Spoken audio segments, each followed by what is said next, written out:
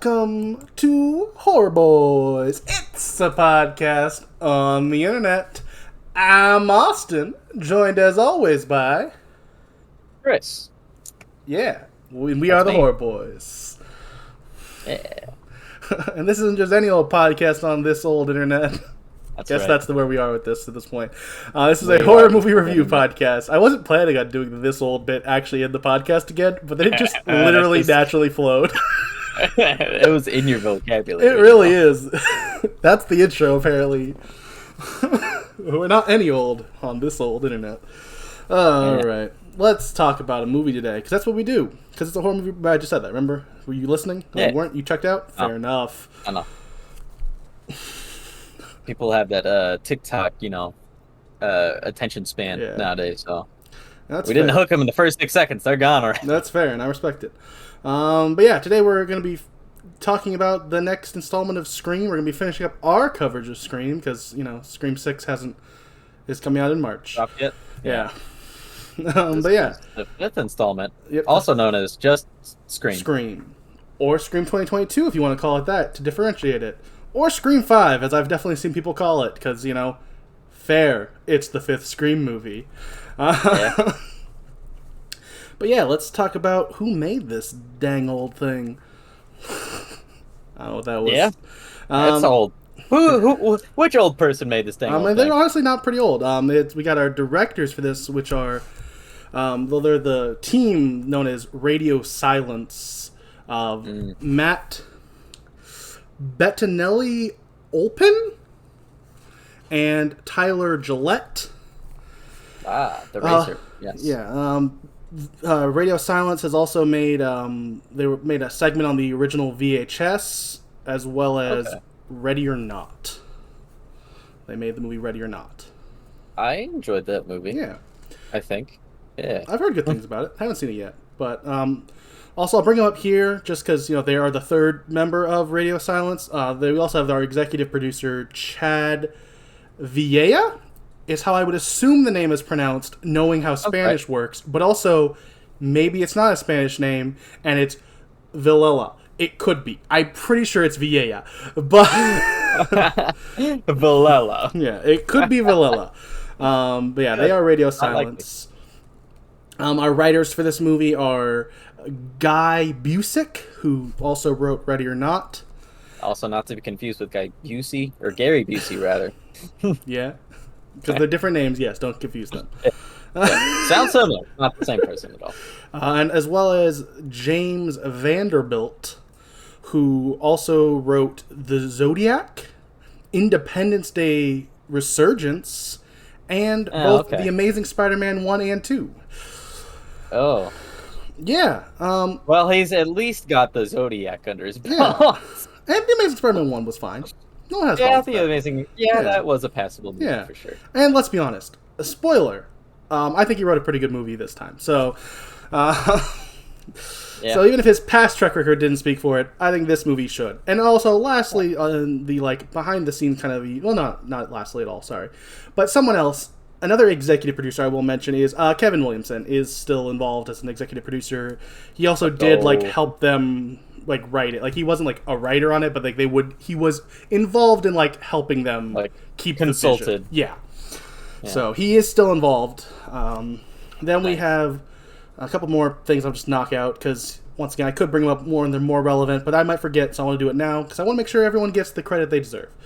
We have Bearded Skulls Makeup and Effects Group did our makeup. We also have the director of photography, who is Brett sorry, I wasn't sorry, let me try that again. Brett Jet Kiewicz. He was director of photography on Ready or Not, as well as the Black Phone that came out this year. So this seemed like a lot of this team is just from Ready or Not. Well, considering that was the Radio Silence guys' first big movie. Yeah, makes sense. Yeah, and it did pretty well. Yeah. Then we have our composer Brian Tyler, who has composed 140 movies, including Ready or Not. Yeah, okay. I was expecting it. Chippendale, Rescue Rangers, the most recent one, and then we also got Age of Ultron. I think I remember seeing that he also like did some stuff for Iron Man 3. He's also done a couple Fast and the Furious movies. Like, this guy is out there doing big tentpole soundtrack, composing. Yeah. Big name movies. Yeah, he is a pretty big composer. So yeah, but yeah, let's hop into this movie. Why don't we? Let's do it. We open with Tara, played by Jenna Ortega, who's since this gone on to do X and is about to play the title character Wednesday Addams in Netflix's Wednesday. Huh. Yeah. So this is kind of one of her first big roles, but she's kind of blowing up in the like horror and or horror adjacent world right now. In this calendar year, world. She's going to be in this, X, and Wednesday, which all have those spooky vibes. So that's she's making in 1 year has put herself in the running for like modern scream queen. Yeah. But yeah, she is at home because it's an opening of a Scream movie. She is at home. She is alone, and she gets. And would you believe it? I know. Yeah, the phone starts ringing. Yeah, crazy. Her landline is ringing. A landline in 2022 or 2021. I think is where the movie's. The movie was shot in started shooting in 2020, but I believe it seems like it actually might be the timeline might be 2020 because there is a little bit of a discrepancy with a timeline that I had a problem with that we'll get to. Like, it doesn't quite add up unless the movie takes place in, like, 2019, which I don't think it's supposed to, but I don't know. Maybe it is, though. But we'll get to that when we get to that. It's really not important, but there is a landline still, in their house at least. And she gets a call from Charlie, who is a friend of her mom's from group. We don't know what group. Yeah, Yeah, they talk for a little bit before Charlie asks her what her favorite scary movie is in a very familiar, iconic voice. Maybe voiced by a certain Randall Jackson. Roger Jackson, but close. You were close. Our man Jackson. You were close, but you didn't quite hit it. Robert Jackson. Roger. Oh. But yeah, and here's the thing. Honestly, as someone who, is a fan of the Scream movies, you could tell Charlie already sounded like him, but, he wasn't quite Ghostface. So I guess the little sound box has slightly not Ghostface voice as well. Yeah. Whatever, that's fine with me. But yeah. So Tara responds, The Babadook, which she's a fan of because it's elevated horror. So she gives a little description of like what elevated horror is, which is like smart horror. It's like got like deeper emotional themes rather than just being a slasher film, basically. Jump scares. Yeah, and jump scares. Well, she definitely like harps mainly on modern horror having just nonstop jump scares. Yeah, which is fair. Yeah, no, it is. I think there was also supposed to be like a dig at like old like 80s style 90s, the slashers as well. She makes like a comment of not liking slasher films, I believe. But yeah. But Ghostface thinks that elevated horror sounds boring. So he asks her about the movie Stab. After she makes fun of like 90s bad hair, he asks her about the beginning of the movie. And, she says it starts with a kill. And he tells her it started with a girl home alone who answers a call from the killer. And then the killer asked them if they wanted to play a game.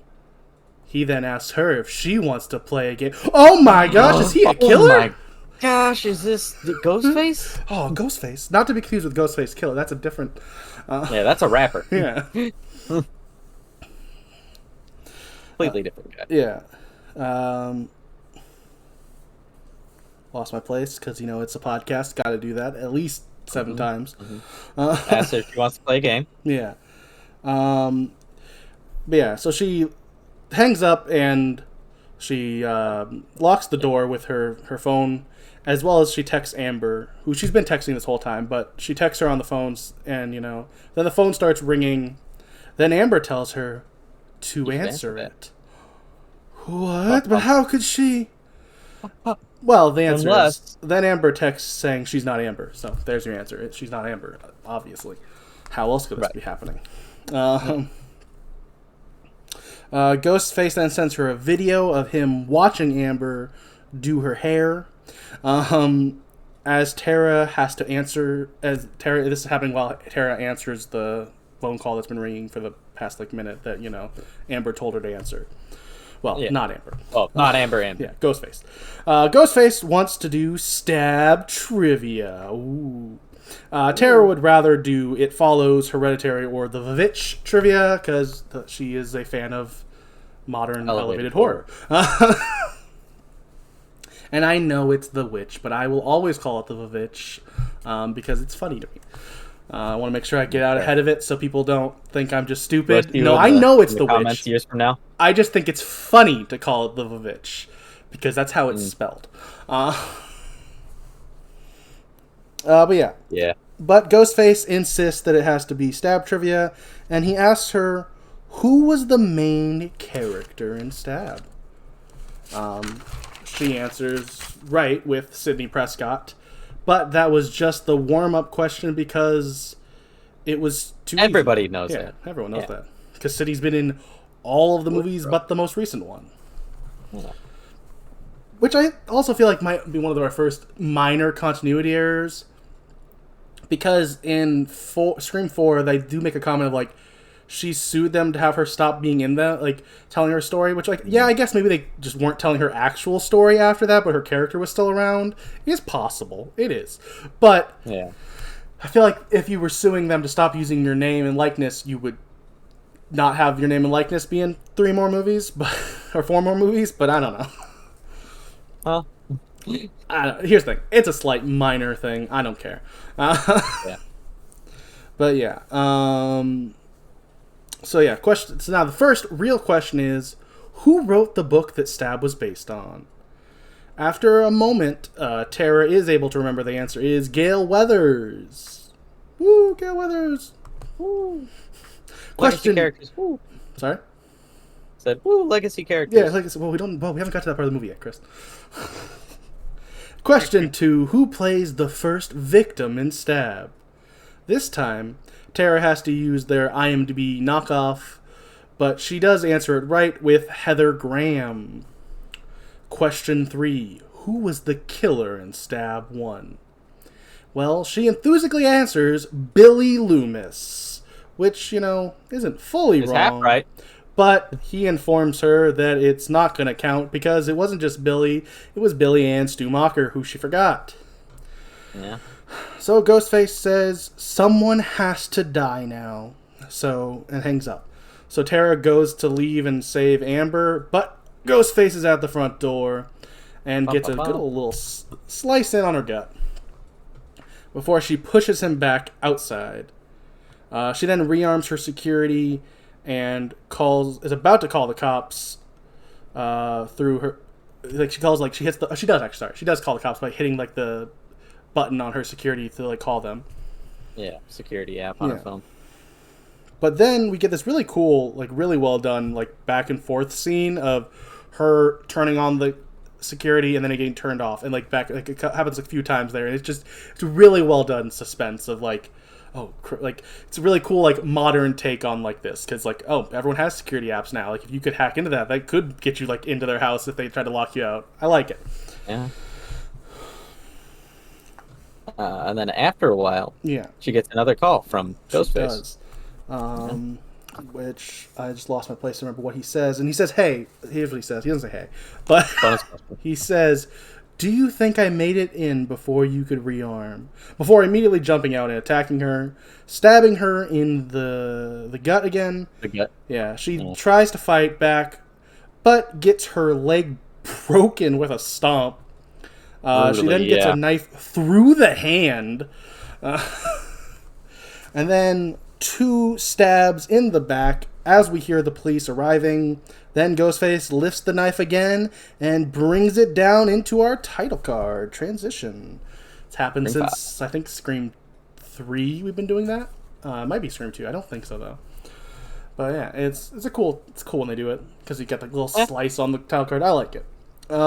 We then head to Modesto, California, where we meet Sam, who is played by Melissa Barrera, who had been in like one musical at this point, as well as a bunch of like Spanish-speaking films. This is one of her first like English-speaking non-musical roles. So, I'm sorry. Some of those Spanish-speaking roles might be like really big in like Mexico, where a lot of them were made, but as someone who doesn't speak Spanish, I don't know which one of them to reference as like important. So yeah. Sorry. I'm sorry. I'm not cultured enough on Spanish films. But she's taking some pills with an energy drink, which I felt like was just a bad choice. It's not how you're supposed to do that. Speaking. It's not typically the best way to do that, but yeah, it happens. When her boyfriend Richie, who is played by Jack Quaid of The Boys and being Meg Ryan and Dennis Quaid's son fame. Wait, he is in The Boys. He's really good in The Boys. Movies. And Boys came out in 2019, so like he was already known from The Boys when he was in this. It wasn't like, so yeah. Because this came out this year, so of course, no one was really famous, like after, you know what I mean. I just like, I'm gonna keep going. I realize it's one of the things where I'm like, at the time he was already in the. Oh, of course he was. It was this year. This movie came out this year. This isn't like a movie from 2011 where I can go, at the time they might have been doing. I'm sorry. I'm just gonna move on. Sam ignores a call from Wes Hicks before a text telling her it's about Tara. Tara makes her call back, and Wes informs her about the attack. Then she and Richie leave for Woodsboro. Then we head to the school, where we get a audio cameo, first of a couple, by Scream alumni Drew Barrymore, who is playing the principal on the PA system here. Obviously, she's not like reprising her character because we watched Casey die. She's dead. But Drew Barrymore did make a return as the principal on the PA system. I normally would not mention the PA system even happening in this scene, but because it was a cameo by Drew Barrymore, I will bring it up. Glad you mentioned it, because I did not register that at all. Well, that's one of our first of many fun facts today. Then we get a scene where we meet all our new crop of kids. So first, I'll then get into like what happens in the scene, but first I'm going to list off like each character and who they are. We meet Amber, who is played by Mikey Madsen. We get Wes Hicks, played by Dylan Minette of 13 Reasons Why. We get Mindy, played by Jasmine Savoy Brown. Her brother Chad, played by Mason Gooding. And Chad's girlfriend, Liv, played by Sonia Amar.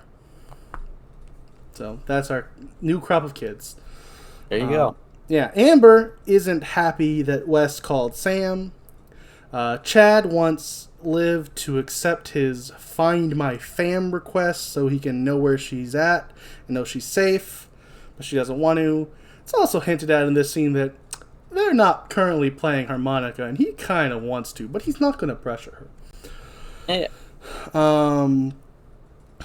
Wes thinks that it would be a bad idea to accept the Find My Fam thing right now because, he's very paranoid thanks to his mother, the now Sheriff Judy, who is still played by Marley Shelton. That's our first legacy character, guys, officially in the movie. Look, it's Sheriff Judy. Sheriff Judy. Mindy is just a tinge too enthusiastic about the fact that Tara might still die to Ghostface coming back and killing her. Just a tad too excited about like the prospect of it. Mindy's really working on her, human empathy. Yeah. We also see Liv's stalker Vince, who is played by Kyle Gallner, who was in Veronica Mars with Scream alumni Kristen Bell. He was also in Jennifer's Body, and most importantly for Horror Bois relevance, he was in Nightmare on Elm Street 2010. That's right. Yeah. Well, he's in this movie as a creep. Yes. Then all the kids except Liv, head to see Tara in the hospital. Oh, is Tara bad? Is Mindy bad? Oh, I forgot to mention this. Is Chad bad? He has bruises on his arm and... Oh, yeah. It's almost like football practice. Everybody's a suspect. Yeah. Well, they are part of the friend group of the main... We haven't got to that line yet, Chris. Still down. We then head to Sam and Richie driving to Woodsboro. Richie tells Sam he's never seen a stab movie, so she kind of explains it to him. Oh, well, these two guys killed someone back in like 25 years ago, and every 10 years or so people try to recreate it, which has happened once, but fair. It was like about 10 years in between the two, so sure. And now it's, I guess, happening again, so you sure. Feels like a little bit like not enough to go, oh, it happens every 10 years. Like, it's happened. This is only the second of those 10 years, so it feels a little, but I get what she's saying. Yeah. And he when she's explaining it to him, he says that he thinks it sounds a lot like Halloween, which is, kind of a reference to how the first movie specifically, like, purposely drew, like, a lot of from Halloween, like, parallels. Showing it on the screen to, like, hammer it down. This is like Halloween, so... yeah.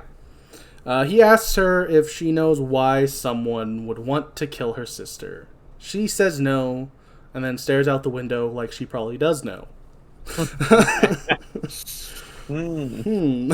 At the hospital, after some pleasantries, everyone but Sam leaves Tara's room, and Tara starts crying because, it was really scary for her.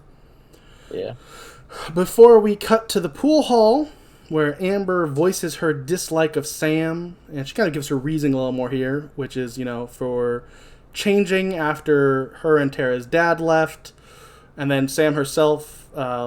abandoning. Yeah, that happened when she was 13, family. And then by the time she was 18, she left her sister and her family. Wes thinks Amber is just trying to control who's in Tara's life, mentioning how, like, no guy is good enough for her. Which, Mindy is going to be like, hey, that makes you a suspect. You have this unrequited love for her. Yeah. Before saying, well, actually, they're all suspects. Oh, she said the line. Oh. Except maybe Liv, because she's too boring. Yeah. Then Vince shows up, and him and Chad have a verbal altercation. And then they get kicked out. Yeah, before they all get kicked out of this bar that these teens were at. I guess if you get your hand stamped, maybe you can go play pool, sure. But, like, fair, maybe. But it just feels like really weird. Like, all the kids were like, let's hang out at the bar as high schoolers. Yeah. Let's all us 17 or 18-year-olds go hang out at the bar and not drink. Yeah. That's what the cool kids do. I believe it. Outside, Vince is peeing on said bar before some headlights shine on him. He walks over to investigate. His own car. Yeah, it's his car. As he investigates, though, Red Right Hand is playing. It's making its return. It's back. Yay, yep. Red Back Right from Hand. Peaky Blinders. I mean, Scream 1, 2, and 4. 3. And 4. Yeah, no, not 4. 4 is the one it doesn't have. Not 4? Yeah, 4 is the one it's not in. But yeah, so... It also, I would say one thing was really cool is, like, it was playing on his radio, but then he turns off his car, and then it, like, picks back up as Ghostface shows up and stabs him in the neck. I really like how they, like, transitioned from it being, like, an in-world sound to being just on the, soundtrack. It was cool. Yeah. Also, fun... So, yeah, Ghostface stabs him in the neck. He's dead. Right. Fun fact that you can't really tell in the movie, but is just a fact, is Vince... has all he's really covered in tattoos, and most of them are references to Wes Craven, which I thought was really cool. Like, there's like the Elm Street address is on his arm. One of his tattoos on his neck is like WC, and then like Wes Craven's birthday. Like, I think there's also like a Ghostface style knife on his arm. There's also a like Jason mask. So like it's not all Wes Craven, but there is some there's a lot of Wes Craven thing there, which I guess I'll bring it up here. It's because, something we talked about last week is, Wes Craven had passed away in 2015, which a lot of fans, didn't want Scream to ever continue without him, which is, understandable because, it was his vision for 4 movies. Fair. But, the cast and crew, especially the directors, both loved Wes's work and, were doing their best to honor it. They were also like, what are we doing here? We have no right to be here. This is Wes's thing. But, they, took the job, obviously, because you're not going to not take the job. That's such an awesome opportunity. And, spoiler, once again, I already spoiled it. I think they do a really good job trying to capture what the Scream vision. So just one of the multiple times where they are, directly, showing their love for Wes Craven within this movie is through the tattoos of Vince. So we then head back to the hospital where Sam wakes up to Richie, who is watching Stab on Netflix for research purposes, obviously. Yeah. Sam leaves to go get some food, and she heads to the break room where we see her taking some pills before we get a reveal in the mirror of a stabbed up Billy Loomis? Bum, bum. Played by the returning Skeet Ulrich, who tells her that her antipsychotics aren't working anymore and asks when she's going to tell Tara why this is all happening. But she said she didn't know. Oh, looks like she did or something. Yeah. Before a call from probably Amber, because that's one thing I really do kind of like, is which happens a lot on modern phones, is if your phone sometimes will know hey, I'm pretty sure it's this person, and there's a lot of that on phone calls. Yeah, Sam doesn't have all these people's phone numbers, but it always tells her it's probably this person. I thought that was kind of cool. Yeah. Cool modern touch there. So yeah, she gets a call from probably Amber, which knocks her back into reality. But wait, it's Ghostface, who says he knows her family's secret, and then shows up and attacks her, but she's able to fight him off. She runs out and gets Deputy Vincent, played by Chester Tam, to go check for a now gone Ghostface in the break room. Suspicious. Bump, bump. This girl who's seeing things now claims Ghostface is there, but he's nowhere to be seen. We then head to Sheriff Judy talking to Sam, Richie, Tara, and Amber. Amber says just because Ghostface used a clone of her, phone before, that's probably what's happening this time. I'm definitely not, a suspect at all. But Richie's or you are Ghostface and there was no clone involved at all. But then she's all right, well, what about you? What were you doing? And, his alibi was watching Netflix, which I don't think will hold up in a court of law. No, probably not. I guess maybe, honestly, you could leave your phone on, but you could, go into, the deeper settings and find out, oh, he watched the movie probably at this time. That probably is in, the algorithm, somewhere in the computer somewhere. Yeah. But, he could have just left his phone on, hypothetically, because, both of them might not. Who knows? Who knows what's going on? Because you're not supposed to know, because everyone's a suspect. It's everyone. It's specifically, Vincent. Deputy Vincent, most guilty, seeming to me. It's Winston from Overwatch 2. Yes. Yep. But yeah. So yeah, his alibi isn't great. Amber and the other, on the other hand, what does have an alibi for this one though, because she was at the police station when Sam was attacked, being interrogated by Sheriff Judy. Yeah, for the murder of Vincent. Vincent and what? I guess his name is Vince. Vince. Yeah, right, it's right. confusing because we have Vince and then Vincent in the next scene. Right. Yeah. Yeah. I was Vincent isn't dead, but Vince is. Confusing. They should have chosen a different name. Vince is very dead. Yeah, yes. Vince is dead. We watched that boy die. Yeah. But yeah, so so we now know that Amber couldn't have done this killing. Sheriff Judy then has Sam step outside after Sam, is oh great, so you've done so much help with us so far, and she basically tells her you should leave. You are disrupting everything. You don't care about this town or the people in it. Leave again.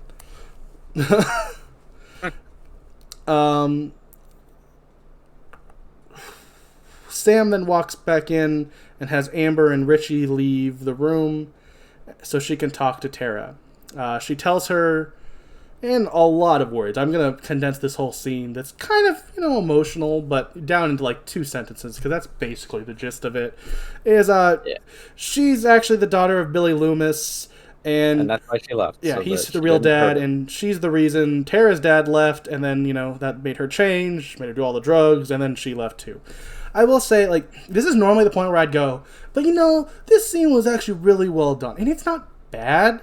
But one of my actual few flaws I have with this movie is I have trouble caring about Sam.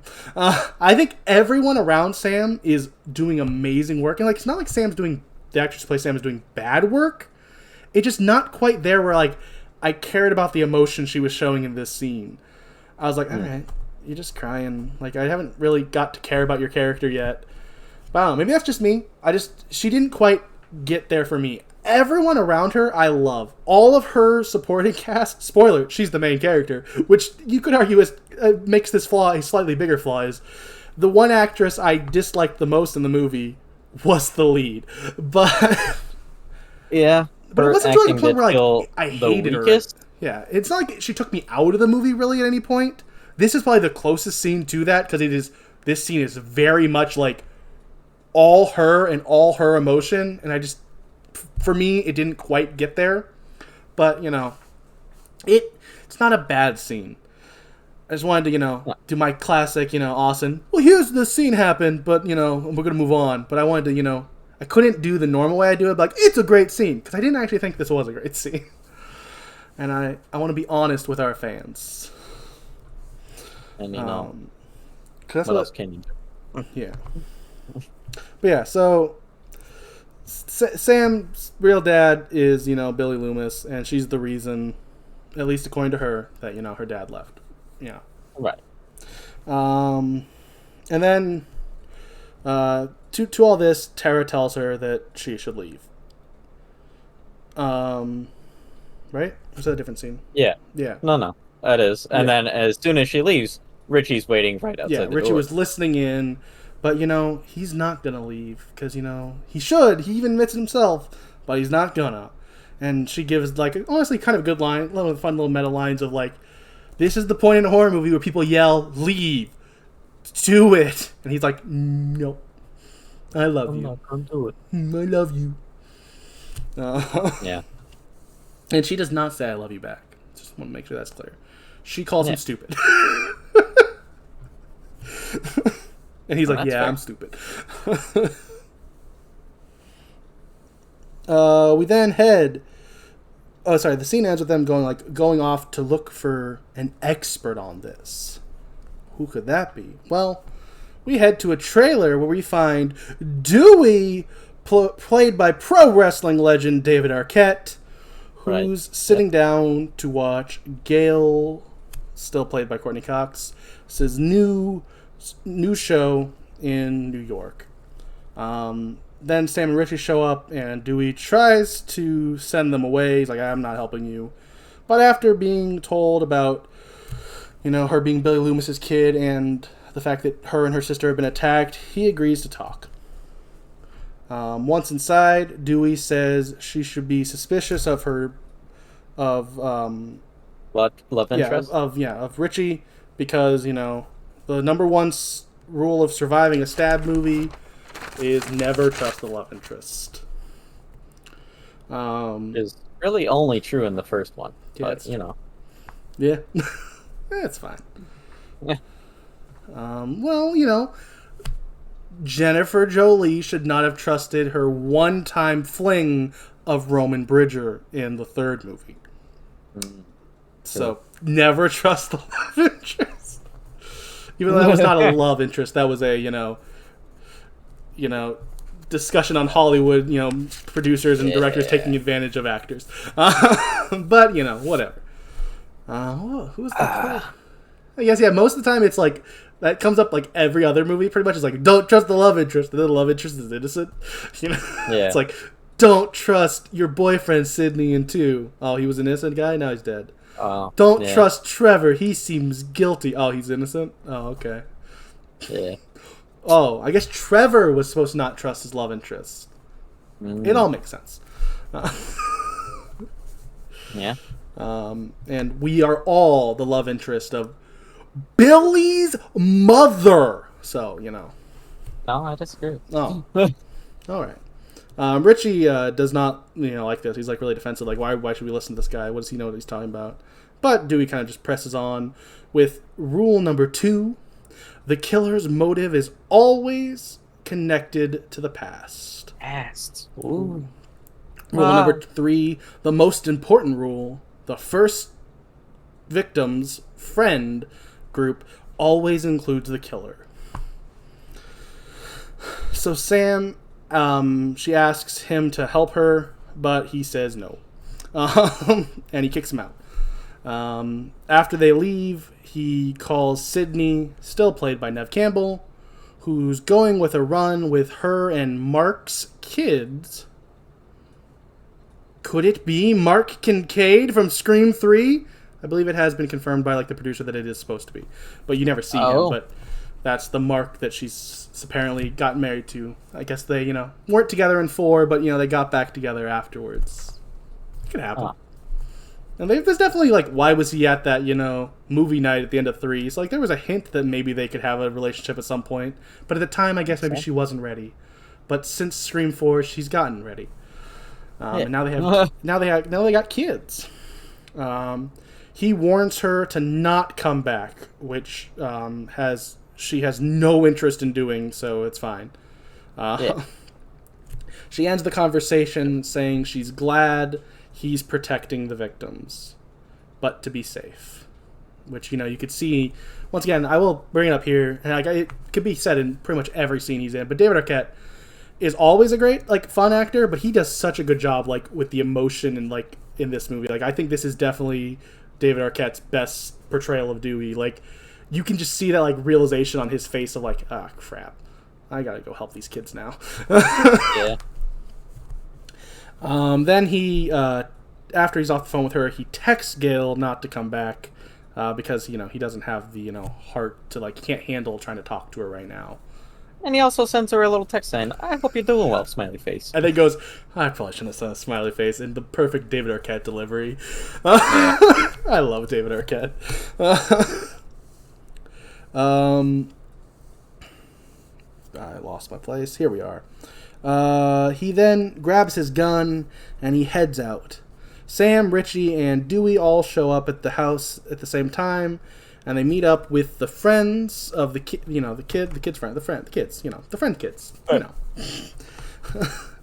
This is where we find out that Mindy and Chad are Randy's niece and nephew. We then get a quick cameo by Martha. She's back, guys. Yeah, she's still played by Heather Matarazzo, which, here's the thing, we kind of crapped on the why is she here in the third movie, because it was but I'm glad they brought her back. Honestly, when they brought her back, I got a big smile. I was like, oh! Because here's the thing, we haven't brought it up on this, but you and me actually watched this movie in theaters when it came out. And when this character showed up, I had no memory of her being in Scream 3 or anything, because I hadn't rewatched the Scream movies at all. So I was like, I didn't even think, I was like, okay, cool, they're Randy's niece and nephew. Didn't think of it. But after watching, Scream 3 2 weeks ago, I was so, there was, a genuinely joy when she showed back up. I was like, oh, she's back! Oh, it's Martha! So, yeah. They're, in this meeting is happening in the, Randy Memorial, movie room. Which, I feel like where Randy would want. Honestly, yeah. Yeah, it definitely feels like him. Sam tells them all about her dad being Billy Loomis. Chad doesn't see how that involves any of them. Sam says that Ghostface told her he knew her secret. Wes says that Dewey should be a suspect because he's been stabbed a bunch, dumped by his famous wife, and crawled into a bottle. And then Dewey responds with that Wes could be the killer because that cut deep, which is maybe my favorite line in the movie. That was pretty darn good. Yeah. Amber brings up that actually, Vince is killing his part of this too, because Vince was actually Stu's nephew What? Okay. They're all connected to legacy characters. Whoa. Or something. Yeah, Mindy realizes Ghostface is making a requel / legacy. She says legacy sequel, which I've never heard that said. I have heard requel and legacy sequel, but never legacy sequel. Sorry, that is not a thing. Nice try. You're not pulling the wool over our eyes. She brings up how hardcore Stab fans had hated Stab 8, or as it was known, just Stab, and complained about it on 4chan and Reddit, which is, one of the first times I've ever heard 4chan referenced in a movie, which felt weird. Yeah. And also about how they one of the things the fans hated was how they crammed in social commentary to make it elevated. Amber doesn't understand what's wrong with, elevated horror, bringing up, the likes of Jordan Peele and how great he is. Mindy says that nothing is wrong with elevated horror. It's just not the meta slasher whodunit that Stab is supposed to be. Yeah. Sam very understandably replies, "Who cares? It's just a movie." Which Mindy says, not to some people, it's their favorite thing in the world.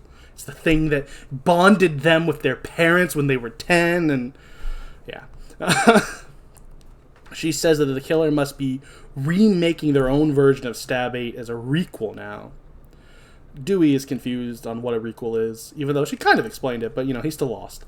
Because he's Dewey. So she now explains how reboots don't work anymore, bringing up Black Christmas, Child's Play. She might have brought up a third one that I'm forgetting. But, yeah, it's how just straight reboots, they don't work anymore.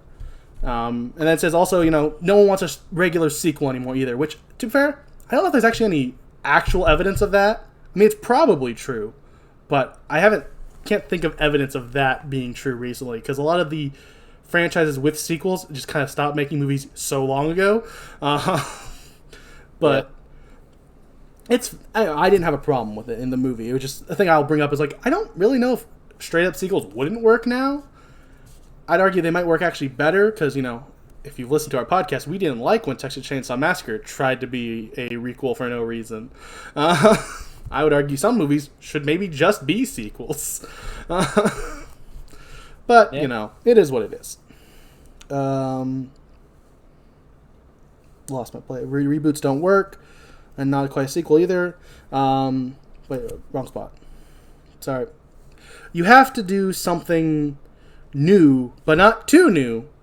It's not going to be it has to be part of a ongoing storyline, even if that storyline should have never been ongoing in the first place. You can have new main characters, but they got to be supported by or related to legacy characters. And it's got to be, not quite a reboot, but not quite a sequel. Hence a requel. Sam's mad because she's in someone's fan fiction, and Mindy says she's actually not just in it, she's the star.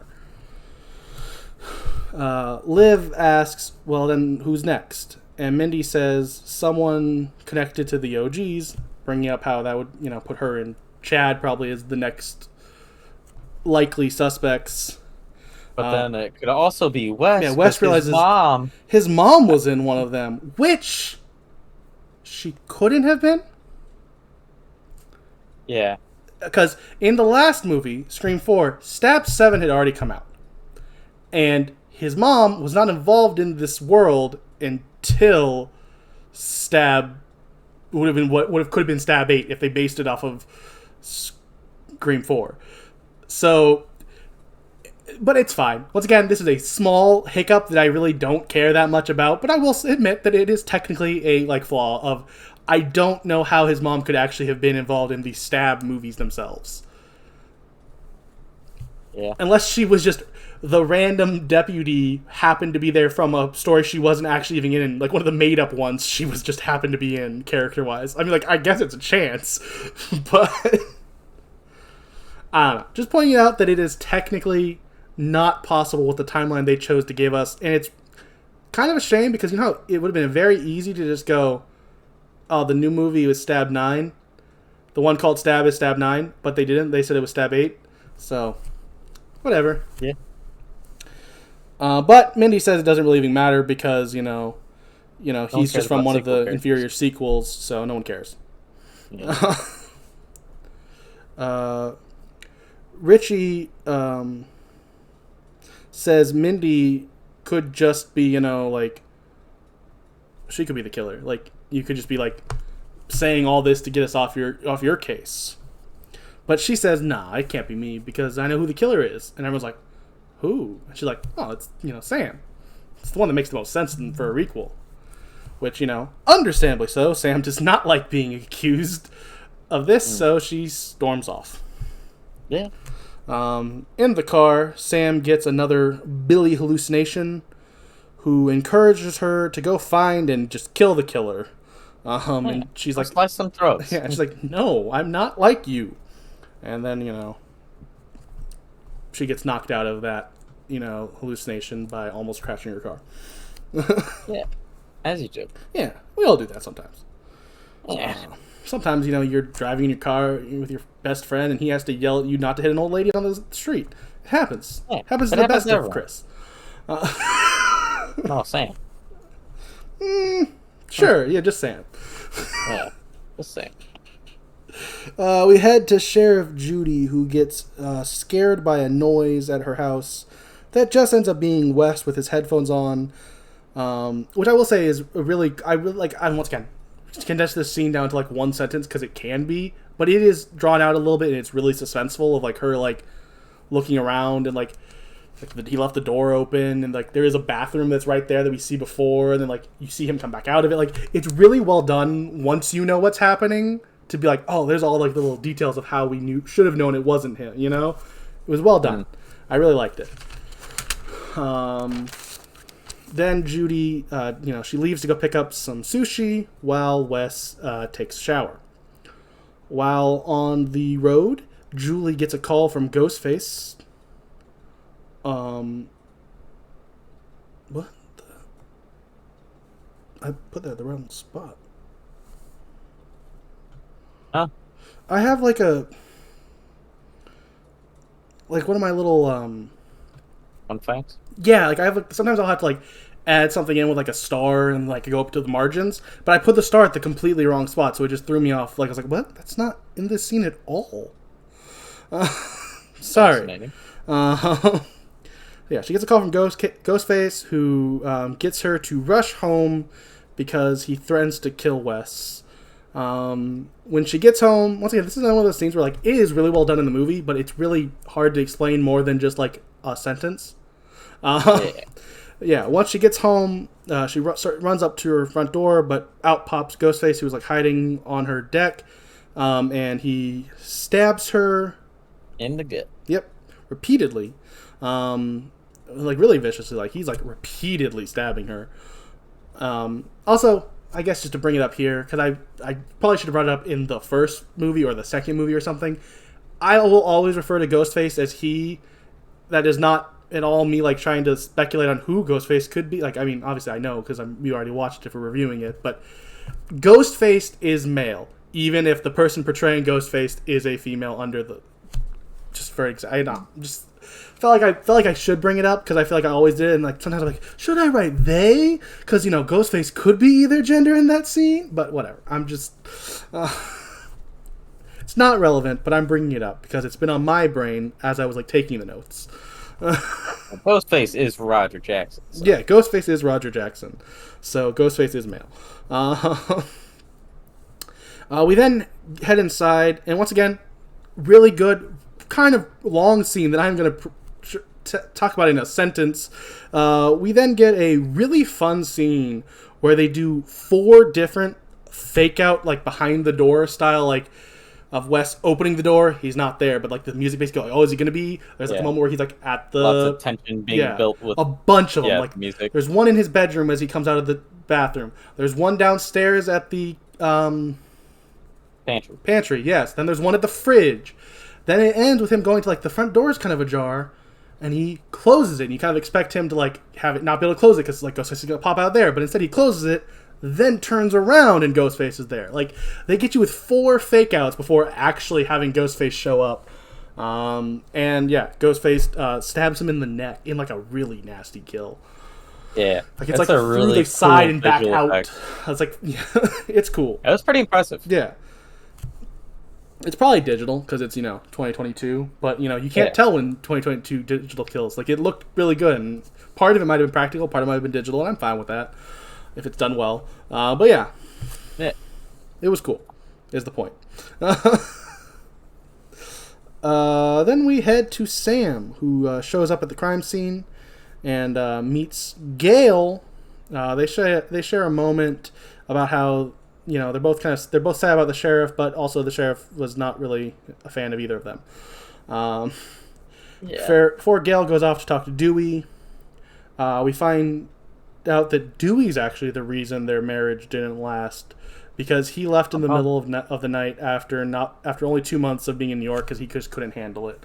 Once again, this is another one of those scenes where this one is a really well done emotional scene between the two of them.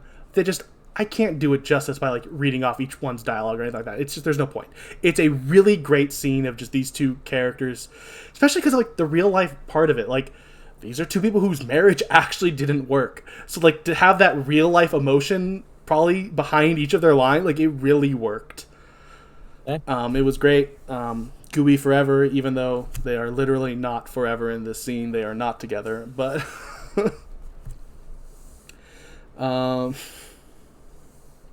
we then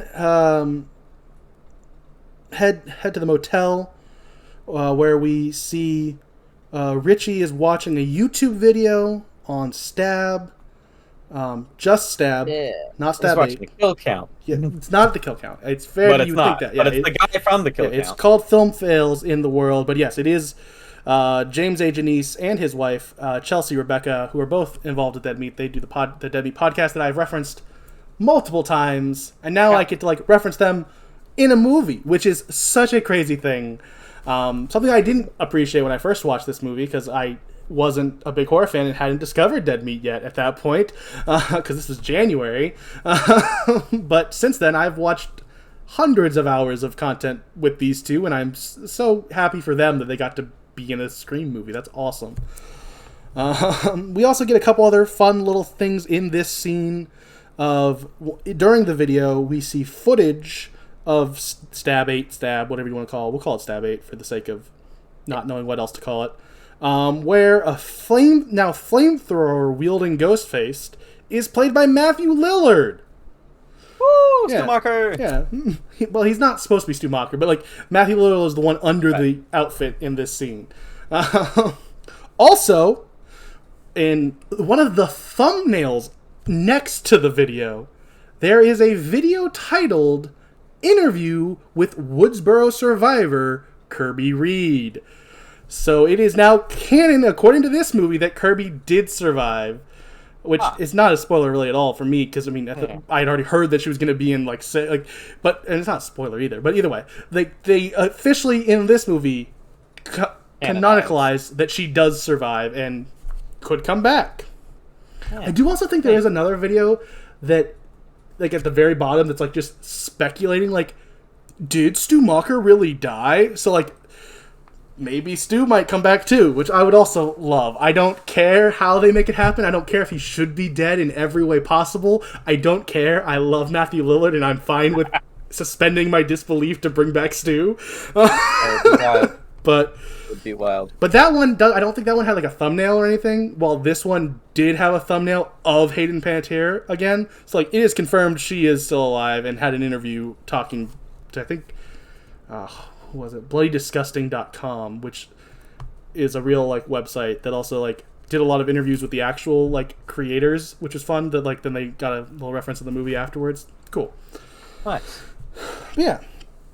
All this is to say that he's watching this. Like, it's really not that important, any of this, but it's just full of so many fun little details that I had to just talk about all of them.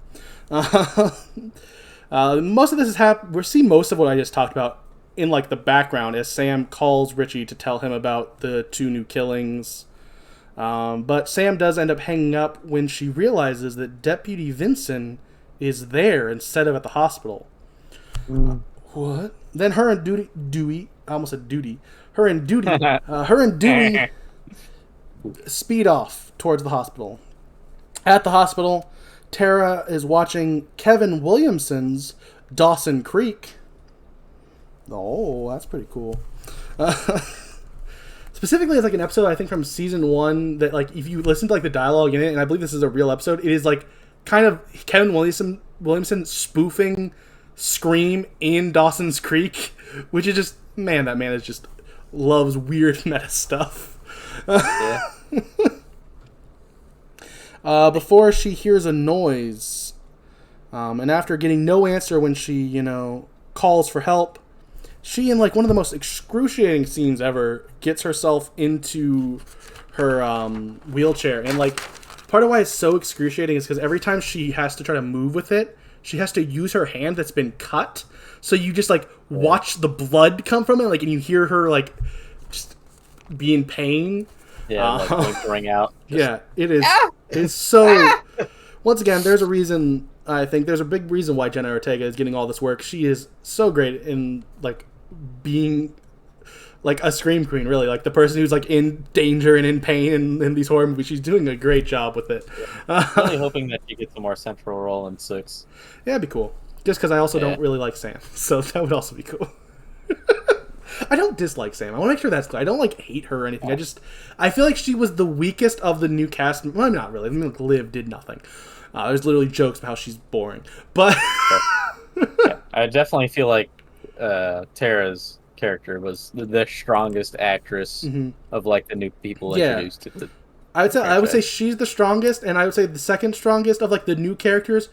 Just because I think he's a really good actor is Dylan, who plays Wes, who's now dead. So no longer alive. R.I.P. Yeah. He had 13 reasons why he will not be in the next movie. Finally, just one. Yeah, it's just one. He got stabbed through the neck. Yeah.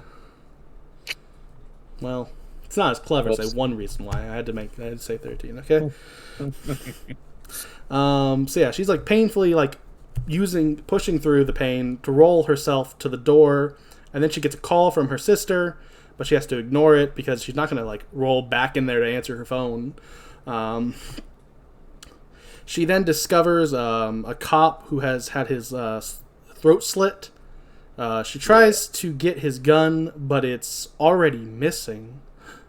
She then hears a door open down the hall, so she hides in a different random room, and she grabs the phone on the wall when Richie comes in, and she hits him in the head with it.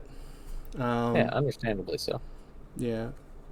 Then Ghostface shows up behind him and slices him in the arm and knocks him out. Tara hits Ghostface with an IV pole. Had to look up what those things are called. I was like, it's the thing that the IV hangs off of, and I had to reword it a couple different times to actually find it. And apparently the term is IV pole, which is fair. Like, I can see that, but like it was a lot of work to try to find it when I didn't know exactly what it was called, and it was like I used what I would have thought would be the right wording, but it was like, nah, you got to keep trying. And I'm like, all right, what word can I change here to like actually get me an answer? And then she rolls out, and Ghostface walks slowly behind her, menacingly. Yeah. Ghostface also picks up Richie's phone and answers a call from Sam. Ghostface gives her a choice between the lives of Tara and Richie. At some point around this point, Tara ends up having to crawl away because she gets knocked out of the wheelchair. Sam isn't choosing and just begging Ghostface not to kill either. Specifically, she keeps saying Tara, actually. Just don't kill Tara. He's like, all right, just choose. Then tell me to kill Richie.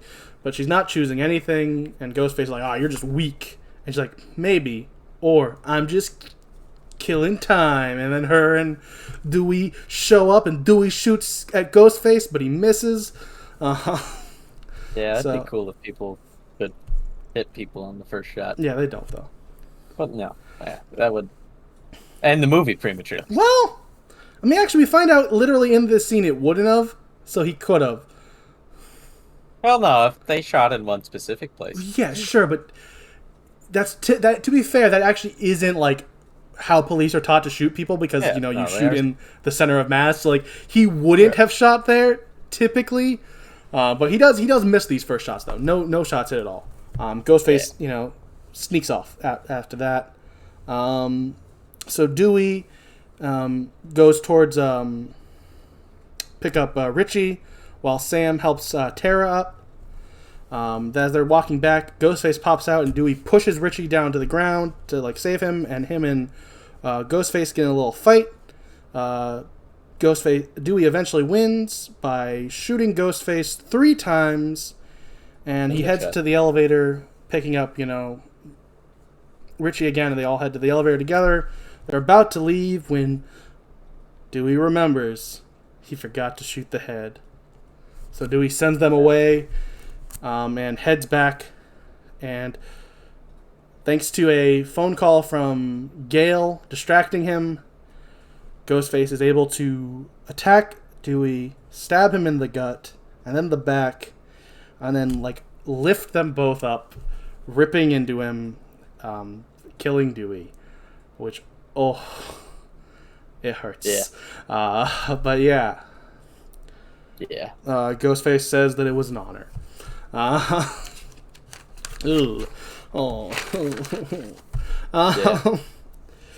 We then have a really somber scene of Gale showing up and seeing the coroner carry off Dewey.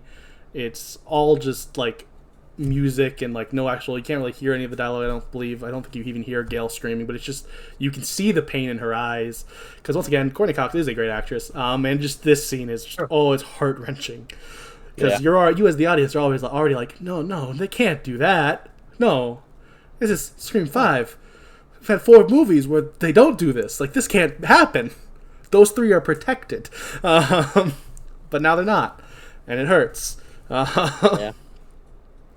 Then a little bit later, we have Sam walks over to Gale in the waiting room, and she gives her condolences to Gale. Then she heads off to go because she heard Tara's woken up. Then Sydney shows up, and she hugs Gale, and they have a little moment before we head to Sam and Tara, who have a reconciliatory heart-to-heart, where it's once again, it's one of the things where I could just, it's basically just I'm not mad at you for, lying or not telling me. I'm mad at you for leaving. And it's oh. But, Sam said she'll never leave again. But yeah, that's it. That's the scene. Sam, Tara, and Richie plan to leave Woodsboro.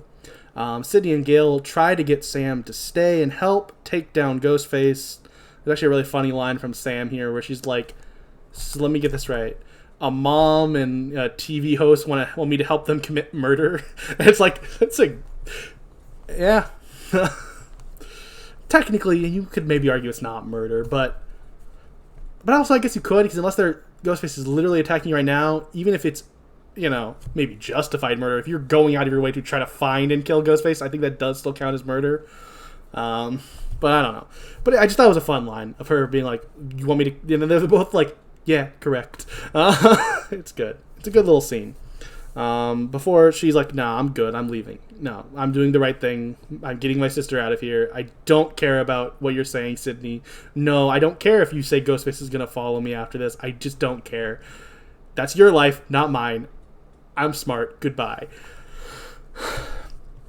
And Gale's crap, it didn't work. But we find out that actually Sydney put a tracker on their car in a real, in her words, Gale Weathers type move. Then in the car, Tara can't find her inhaler. So even after a little bit of protest from Richie, they do decide to head to Amber's house where her extra is. We head to Amber's house. Woo! Where a memorial party for Wes is happening.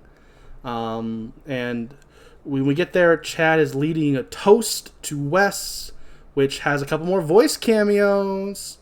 We got Henry Winkler, Adam Brody, and Hayden Panettiere are all in the voices of people for Wes, which is once again a meta reference to the fact that this movie is dedicated to Wes. This is for Wes. This is for Wes Craven. And these are all people who knew Wes Craven, because they're all from other Scream movies. So, yeah. For Wes. It's a big old sign that says for Wes, which is definitely obvious. Yes, it's for the character Wes, but it also is reminding you in the scene, like, this is for Wes. Yeah. Which is cool. Mindy tells Amber they're running low on beer. So Amber heads to the basement. Mindy pops out from behind the fridge door, scares her, and tells her that she broke like one of the rules. Like, you should have gone down here while there's a masked killer around. And, you know, Amber's like, yeah, and you shouldn't have followed me down here when there was a masked killer around. And it's just it's a fun little scene of both of them being like, well, maybe I'm the killer, maybe you're the killer. Like, it's like, and then it ends with like, Amber being like, all right, let's go upstairs. And she's about to go upstairs. She's like, no, you go first, Mindy. And Mindy's like, you're learning. So they both head back upstairs. It's a fun little scene. Yeah.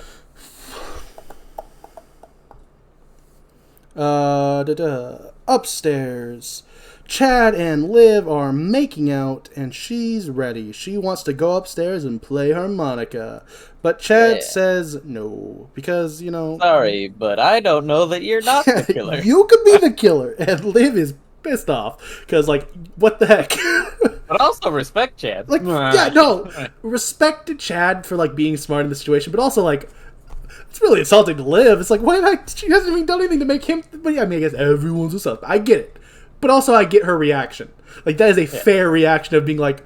And he also gets it. He says, and you know what? That's a totally fair emotional reaction to have. But that's not quite enough for her, so she storms off. And we get a quick cut to Gail and Sydney driving, talking about... And it's Gail's talking about how she blames herself for all of this. If she didn't write that book... And, you know, Sydney's like, oh, stop it, you. Back to the party. Mindy is watching Stab, and Chad is going to go outside, and she's like, hey, what are you doing?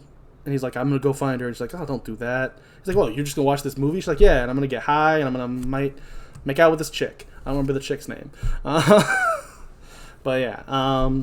And she's like, at least take a weapon. So he does. He picks up a candlestick holder. Not a candle. I guess it is still a candlestick. Yeah. He picks it up and he leaves. Outside, this is all because Liv isn't answering his texts. But once he's outside, Liv does text him something. It's a request to the Find My Fam app. Oh, that's a callback to earlier in the movie. And he follows her spot on the map until there's like no one there. And he's like, that's weird. And he like, all right, I'm done with this. And he turns around and Ghostface is right behind him and stabs him in the leg. Chad fights off Ghostface with his, candlestick holder. Candlestick, even. I guess just candlestick. Then Chad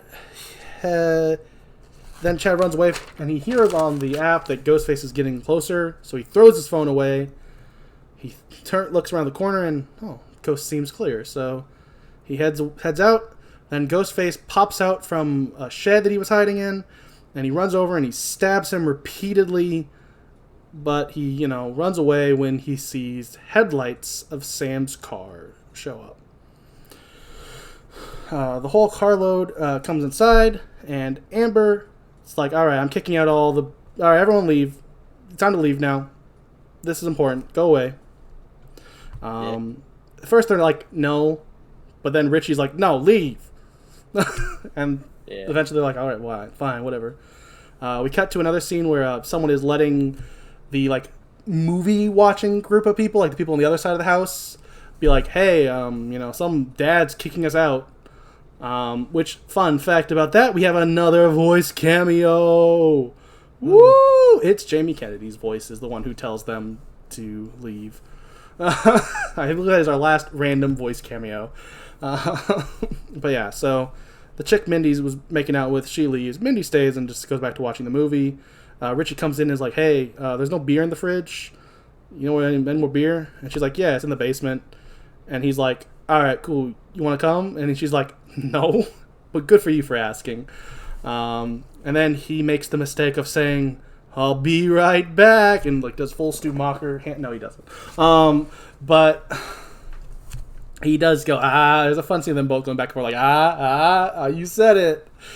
It was fun. It's a fun little scene. Yeah. So he heads down to the basement, leaving her.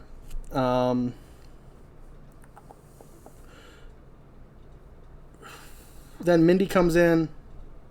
No, sorry, not Mindy. Liv comes in. Sorry, Mindy's already in the room. She's sitting on the couch. Liv sits down next to her because her Uber canceled. And Mindy's now kind of suspicious of Liv, especially after Liv gets real threatening before she leaves too. Cut to Sydney and Gail, who see on the tracker where the carload is, and they call Sam to tell her she's at Stu Macher's house in a awesome reveal. That's the thing. When I'm rewatching it, you can totally see all the hints where you're like, oh yeah, that's like you see like the scene earlier in the kitchen where the shot's happening. You can kind of see this room where they're watching the movie. Like you see it all when you rewatch it. But I remember this feeling in the theater when when Sam finds out and they like pan up and you realize like, oh gosh, that's the room where like that's the foyer where everything happens in the first one, and then like they spin out like a cool shot where like go out the door. Like it's awesome. It is such a cool reveal that they're at the Macher house. I loved it. Yeah, it's cool. It is. So yeah, they're at the Macher house. We cut back to Mindy, who's watching the stab scene of Randy yelling at Jamie to like look behind you, right? As she's double metaing, recreating it of her being like, Randy, why aren't you looking behind you, Randy? As Ghostface is right behind her, but then at the last second she goes, wait, and she turns around, and there's Ghostface, and he goes down to stab her, but she, we cut away. We do find out that she does get stabbed in the shoulder, but it looks like it's only the shoulder here. Maybe because she noticed she was able to get away quick enough that she only got stabbed in the shoulder here. Sorry. It's the classic Austin. Yeah, Ghostface is about to stab her again while she's trying to fight it off when Sam makes the save with a lamp thrown to his back. Ghostface runs off, leaving Sam checking on Mindy, making her look suspicious as Amber and Tara walk in. Then Richie comes in from the basement. Then Liv comes in with, Chad's blood on her hands. Oh. Liv says, I'm not the killer. And Amber is like, yeah, I know. And shoots her in the head. Yeah. It's such a great, moment of, because you don't see it coming in that moment. Even if you might be kind of suspicious of Amber as you're watching the movie, because everyone's suspicious. You might be suspicious of all the characters. The moment where she's like, oh, I know, and just pulls the gun out of nowhere and just kills her in a second, you're like, oh gosh. It reminds me of Texas Chainsaw 2013 where the cop accidentally kills the girl in the freezer. It's just that sudden out of nowhere shot to the head that you're not seeing coming in that scene. It's great. Yeah. But yeah, so she shoots her in the head, revealing that she is definitely one of the killers. Or the only killer. Is there two killers? Well, who will know? Who knows? I mean, there has to be, because we've seen her at times when killings happen. So we know there are two killers. She's about to shoot Sam when Tara moves her arm, and Sam and Richie run and hide in the basement. Sam's then no, I gotta go help Tara. So she tries to leave, and Richie tries to stop her because, there's always two killers. You don't want to go up there right now. What if it's Tara? I mean, how well do you even know her? You've been estranged for so long. And she's like, better than I know you. And she leaves. But upstairs, not upstairs actually, outside. Not Tara. Dang it. Sydney and Gail show up at the house. Amber comes out holding her stomach and saying she's been stabbed. When they don't buy it, she shoots Gail in the side. Sydney leaves her there because, Gail's like, go finish this. So Sydney goes inside, and she, shoots the closet that she had hidden in the first movie. She's just shooting and asking questions later at this point. Yup. Yeah. Then we head upstairs where Sam finds Tara bound in the closet and is about to free her and stops. We cut back downstairs and Sydney answers a call from Ghostface. And she kind of just hangs. She's kind of talking to him as she walks upstairs, still shooting random doors. She's like, all right, I'm done with this. Hangs up with him and shoots through this last door and hits Richie in the leg. And he's like, why'd you shoot me? He's like, well, you didn't come out. He's like, you were shooting. And it's, kind of fair from both sides there, Then Ghostface pops out and attack Sydney. They have a little tussle before they fall over the banister to the floor. That was cool. Yeah. Richie then hobbles down the stairs trying to get to Sydney's gun, but Sam picks it up. But before she can, shoot Ghostface, Richie stabs her in the gut, revealing himself as the second Ghostface. Bum, bum, bum. There's a fun little dialogue of him being like, "I know it's disappointing, it's me." It's it's one of those really meta things, and it's cool. Then Richie and Amber take Sydney and Sam into the kitchen. They say they want to save the franchise because they say... Wait, I lost my place, sorry. I have this thing where my allergies make my eyes kind of blurry, which makes it even harder sometimes to read when I get lost. It's really great. It's a really great thing I'm dealing with in my life.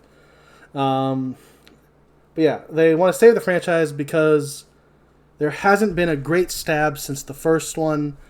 Amber goes off to get Gale, and Richie says that the last stab sucks. I believe he specifically says sucks balls, which is always funny when you hear the term sucks balls, because it's just so juvenile.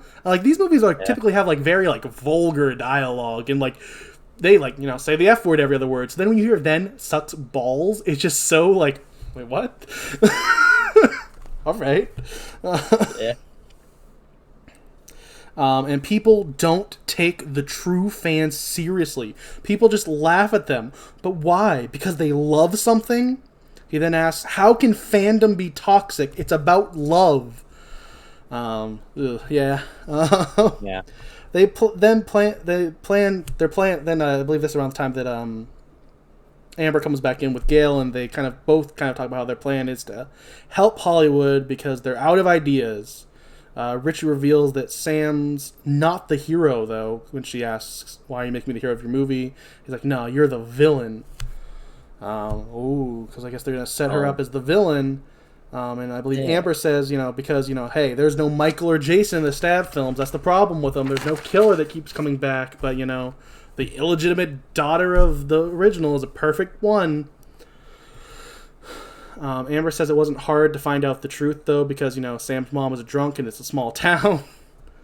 Her and Richie met up on the Stab subreddit. Which, makes all the sense in the world. Totally. Yeah. The two villains are Redditors. Yep. And they hatched their plan there. They say that they, had to bring back the legacy characters. And they bring up how, Dewey had to die because their movie has stakes. Which, once again, this Amber is, she kills it in this, scene of, when she gets, really emotional about this. She's, when she, yells, this, our movie had stakes. It was oh, gosh. She's a psycho, and it's cool. Yeah, she really does play a psycho very well. She does it really well. So does Jack Quaid in this. He does. I'm not. Especially when you consider his other role is just as a shy nerd. Fair enough. Yeah, it's true. And they talk about how their movie has stakes because anyone can die in a requel. Sydney lunges for a gun but gets stabbed in the gut. Amber goes to get Tara, and Richie says that, Sam should have listened to Dewey. He nailed it in the first thing. Don't trust me. But Amber calls down that Tara's missing. What? And then Amber gets beaten down by Tara as she just wails at her with her crutch. Sam runs away and takes... runs and takes Richie. She tackles Richie and takes him to the ground. They get in a little fight. She gets the upper hand by biting his arm, in his cut. She then runs off. We cut back to Amber, who is regaining the advantage, and she knocks Tara down. We cut back to Richie, who gets up to follow Sam. Then Amber comes back in the kitchen, and Gale and Sydney fight her. Sydney smashes a glass bottle of hand sanitizer over her face. They throw her down over the counter onto the ground. She tries to blame the message boards for radicalizing her, which I thought was just it's such a once again, she does a really good job of playing this psycho who's trying to play the victim. Like, she does such a good job with this role she has here. And, you know, she was just trying to be a part of something. And Gale's like, a part of something? You killed my best friend.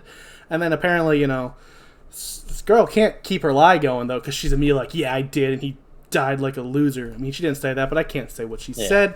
It's like, you can't even, like, lie for another minute. Come on, Amber. You might have almost had them. You didn't, but you almost, maybe. And she's just immediately like, no, yeah, you're right. I did kill him. Ah. And so Gale does her classic Gale Weathers move, and she punches her in the face. She didn't do that in 4, I don't believe. She teases it. Like, she says she's gonna, like, I could punch you to Rebecca, but she doesn't. But, you know, hey, we're back with the classic Gale Weathers. But I guess, to be fair, she didn't actually punch anyone in the first movie. She got punched. Yeah. I take it back. Lots of punching happening around. Gale Weathers is almost always involved with either a punch or saying she's going to punch someone. But yeah, so the classic Gale Weathers getting or taking a punch scene happens, and they start fighting Amber. Amber gets the upper hand, and by like poking her in like her wound, or the bullet wound, and she like pushes Sydney back and is able to fight off. She then heads back over to Gale and starts like choking her, and she's about to she's not about to do anything, but Gale's somehow able to like get the strength to push her off, and Amber she, like, kicks her in the stomach. She kicks her in the stomach, pushes her off, and she falls back towards the stove, accidentally turns it on. Then Gale shoots her repeatedly, and Amber falls into the flame and goes up in a really cool fire stunt. Yeah, igniting the hand sanitizer on her face. It was really cool. Yeah, that was a good setup. Then we head to Richie, who's following a blood trail upstairs to a room, but before he's able to open the door, Sam pops out, and they fight for a bit before tumbling down the stairs. Richie is about to shoot her when Billy's reflection shows her where a knife is, and she stabs him a bunch. You got me on that one. You're welcome. See, I was smart. I could have used it other times we saw Billy, but I waited for the last one to make it work. Thank you. That was more effective. You're welcome. But she just goes like crazy on him. She is brutally stabbing him like a lot, and he's like, "What about my ending?" And he's like, "Oh, here it is," and she slits his throat. And then she cleans the blood in a very, actually, I saw someone point this out, a Stu Macher way, not a Billy Loomis way. The classic scene of Ghostface doing that is Stu after he stabs Billy. So actually... Yeah, she also cleans the blood, and then immediately in like the next scene, the knife is still covered in blood. No, she actually cut her finger on it. That's the problem. And her fingers are all just like hanging off by a tendon. Yeah, totally. I think that's what happened. It was a cutscene. Then Sydney says that, they always come back. So Sam takes the gun from her, and she shoots him in the chest twice and then in the head, blowing his brains to the floor. It was graphic but cool. I think she actually just shoots him in the neck. She might, but the final shot was definitely to his head, because you see brain matter pop out of the back of his head. Yeah. So he is definitely dead. But then what? Oh my gosh! Amber's coming in for the run-in, all charred up like she's, They said they tried to do it make her look like Freddy as a homage to Wes. But for me, it really just reminded me of the first Child's Play, when Chucky's all burnt. It's definitely, for me, gave off more burnt Chucky vibes. But I could see why they were, could have been a burnt Freddy vibe. But she runs towards them, screaming, but she gets shot in the head before any of them can do anything, because Tara shoots her in the head, saying she still prefers the Babadook, which I thought was broke out laughing. That's a good line. I was watching it last night, and I laughed really hard at it. It's a good line. Outside, we find out that both of the Meeks Martin twins survived, and Sam goes over to talk to Sydney and Gale. Gale says she's not going to write about this. They can die in anonymity. But she might, write a good story about this, guy who gave his life for the town. It's Dewey, guys. It's Dewey, if you couldn't tell. Sam then asks Sydney, "Am I going to be okay?" And Sydney replies, "Eventually." And then Sam goes off to the hospital with Tara, as we end with news coverage going out in like a panning shot going backwards, a la the first movie. And let's move. Time for final thoughts on this movie. This movie is really good. It's one of probably for me the second best Scream movie. Nothing will ever touch the first for me, probably ever. Period. Any movie, but this is a really good sequel to that. I really like their commentary on requels. I like 98% of the new characters.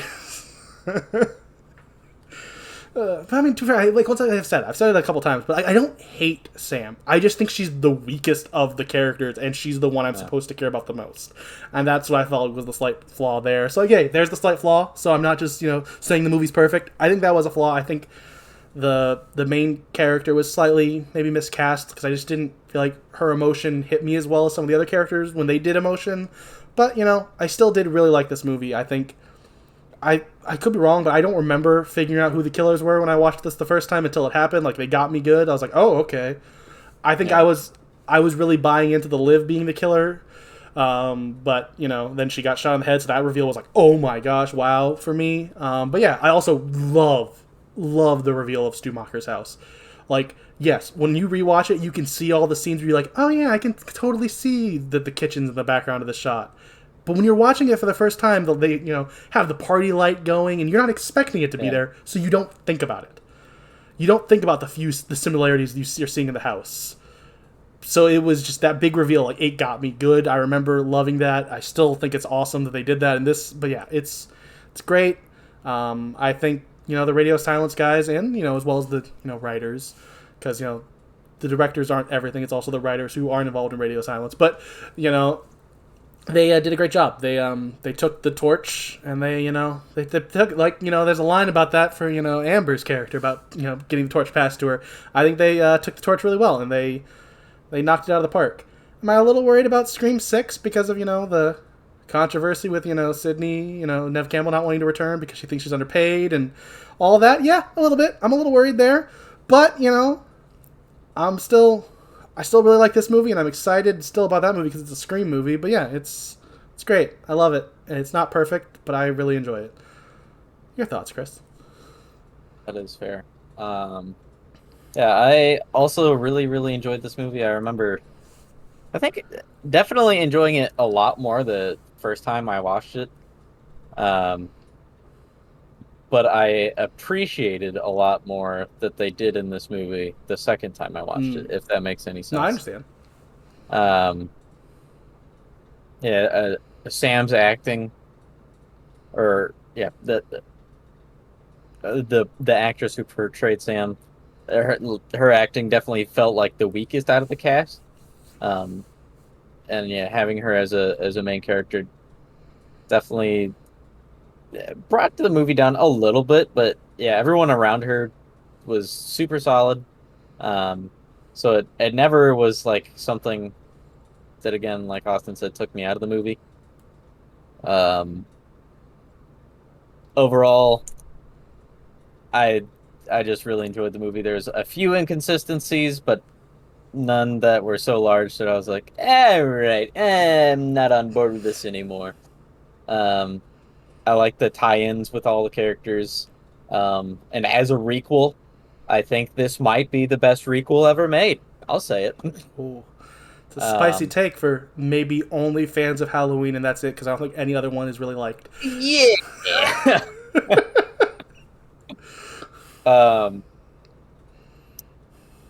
I'm excited to see where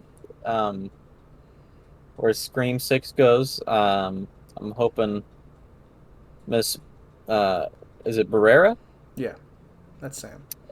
Yeah. Her acting has become a little bit more impactful. But with time. At the very least, just don't make her cry again, because I really feel like the scenes where she wasn't crying, she wasn't that bad. It was the few times where I was supposed to really feel her sadness. I didn't think she did a good job conveying that. Yeah, and I hope they give Tara more screen She's time. totally gonna die in the next movie. That's my call. Like they're Gosh, they're dang it, totally gonna I'd kill swear. her. No, she's totally gonna be the one who dies if one of them dies. I mean, probably, and I'll be very sad And because I will too. But she is a very good actress. yeah. Now it's time for the second part of thoughts on things. Because what? That's right. We're finishing the current Scream franchise, so it's time for franchise wrap-up thoughts. True. This is the best franchise ever in my mind. Yep. I don't think Same. there's a franchise that comes... That's true. There is one franchise that I think comes close, but doesn't quite hit it, and that's the Child's Play franchise, which we'll be covering next year. I think that franchise is also really solid throughout, but I think it has a couple movies that are a lot weaker than, Scream 3. And, when Scream 3 is the worst movie in your franchise, you have a really good franchise. That's, Dan Dramble's misquote, but it is very true. This is a near-perfect franchise. Like, yes, each movie has its flaws, because every movie has flaws. Even Scream 1 has flaws. Like, every movie has flaws. But as a franchise, this is near-perfect. Like, it is so well made. It is so... The fact that even though there have now technically been, 3 different writers, or, teams of writers, whatever. Technically there's 4 because there was 2 in this movie, but 3 different writers, they have felt that same, vibe throughout. That's impressive. It's just, it's great. I wish I had more, insight. Obviously, yes, Scream 1 is, I think, a classic and will go down in history as one of the best films ever made. That's my thoughts. Obviously, some people will disagree, but, I think it's so perfect at what it's trying to do. And I think all of the sequels are some of the best sequels I've seen for horror movies.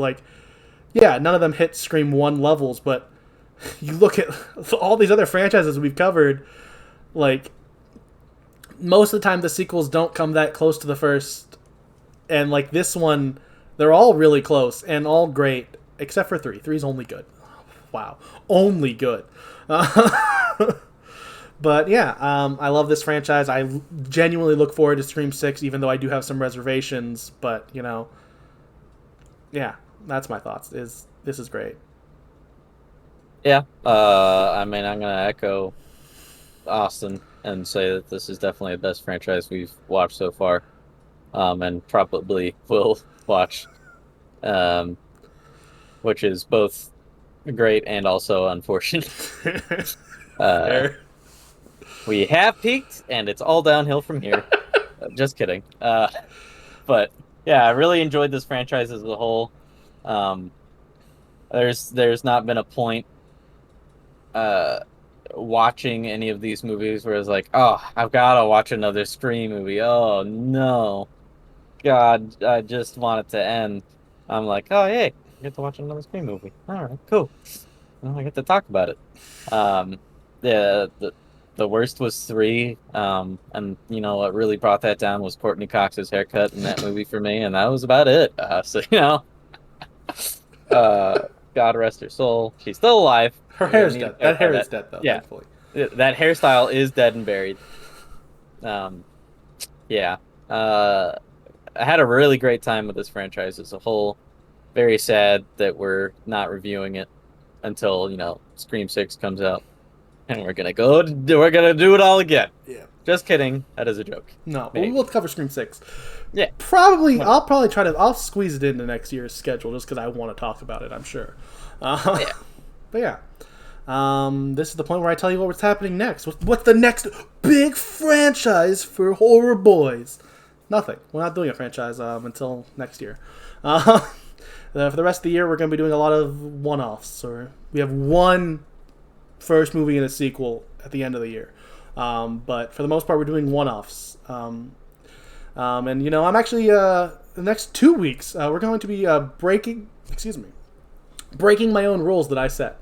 I had initially said that we would never cover, a movie part of a franchise without covering the rest of it. Because then I just, I want to cover the whole franchise. But after a lot of different schedule changes and whatnot, next week we're going to start off these 2 ones. But the second week, spoiler, we've already said it multiple times, it's Halloween, because it's coming out on Halloween. Crazy, right?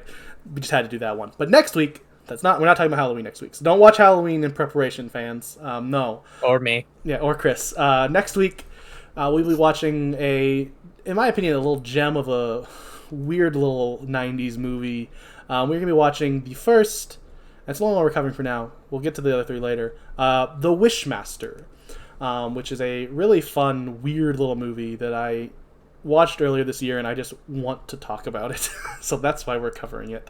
And yeah, so next week, The Wishmaster. If you're a big Wishmaster 2 through 4 fans, I'm sorry. We'll get to it, just not anytime soon. But yeah. If you liked this podcast, thank you. Just in general, thank you.